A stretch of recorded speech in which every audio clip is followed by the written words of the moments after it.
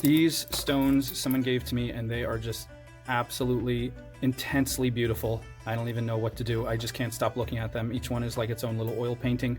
I think they're some type of jasper. I'm almost positive, but you guys can tell me in the comments what you think they are.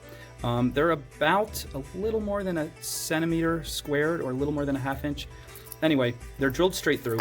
You don't have to get these exact ones. You can get any beads pretty much to do this. And if you use flat beads, this will work really well. But 20 gauge, I'm using black gunmetal here. And basically just need about 5 inches. And take one of them. Try not to get lost in how beautiful it is.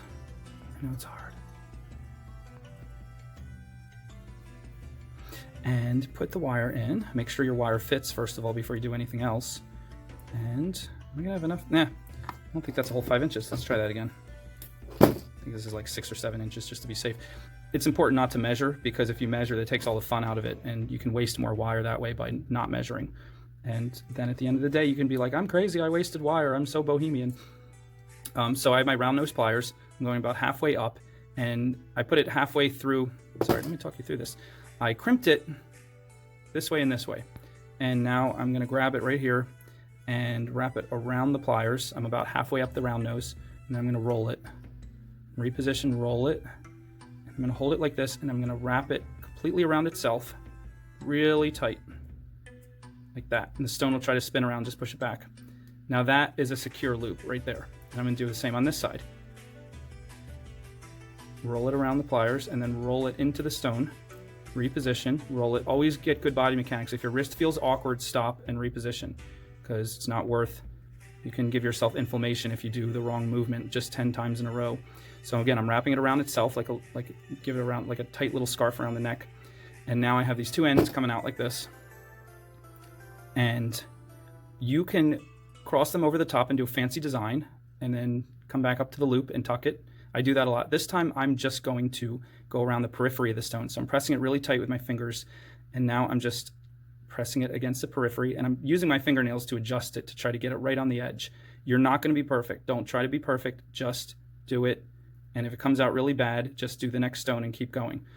But I'm trying to make it mimic the square. I'm pushing it as tight as you know, feels comfortable. And now I'm using my fingernail coming, this one's coming around the other way, and they're both doing the exact same thing, mirror image around each side. And oh, look at that. I just barely had enough. So definitely take 6 or 7 inches. Don't listen to what I said earlier. I always say the wrong thing in the beginning. So you got to watch like half of the video at least to figure out where I fixed the mistake.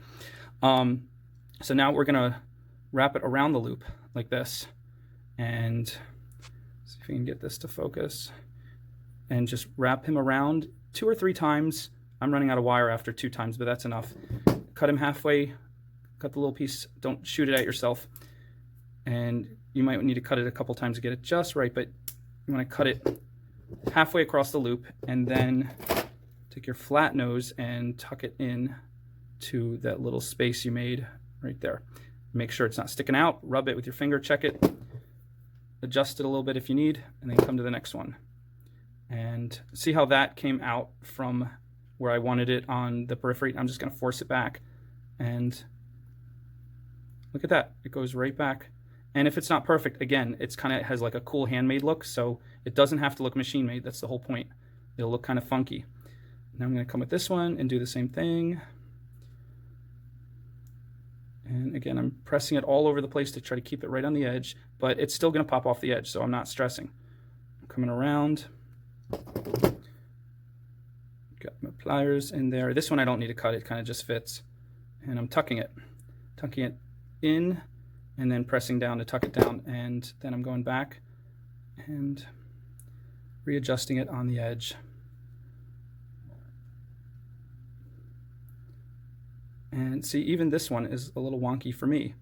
I haven't done this in a while. So what am I going to do? I'm going to throw it at the wall and cry and scream, and then call up someone that I don't like and yell at them until I cathartically feel better.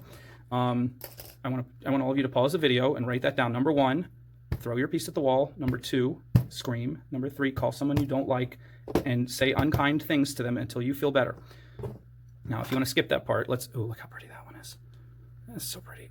It's like a marble, like something from the Roman times. Anyway, I'm gonna try to do this better now. So this time I'm going to take an extra, I don't know, take 8 inches just to be on the safe side.